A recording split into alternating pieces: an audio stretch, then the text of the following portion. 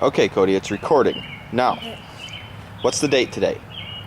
Um, Today is June 7th, and Cody is going to be doing his Wax Museum presentation of... Charles Lindbergh. Okay, ready, set, go. Hi. Hello. I just finished landing my airplane over there. My name is Charles Lindbergh. I was the first person to fly all alone, non-stop over the Atlantic Ocean. I was born February 4th, 1902 in Detroit, Michigan, and grew up in Little Falls, Minnesota. As a boy, I loved tinkering with things and making things. I built a treehouse when I was young, and it even had a trap door. When my dad came up, his feet hung out.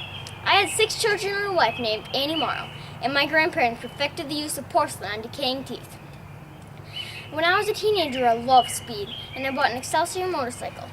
I got interested in flying when I was very young. I watched a plane fly over a lake by my house. Ever since then, I dreamed of flying. That was all I could think about. I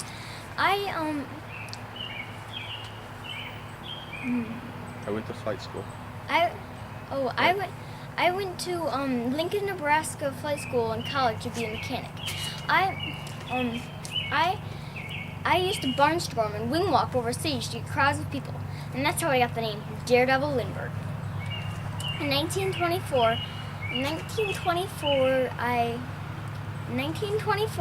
I joined the Army Air Service and became a pilot for them the next year.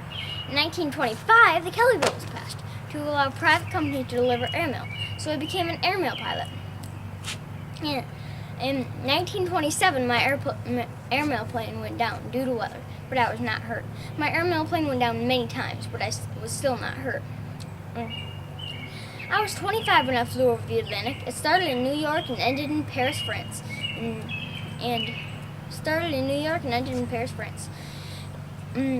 As I said, I was the first person to make the trip all alone the whole way. For doing this, I won $25,000.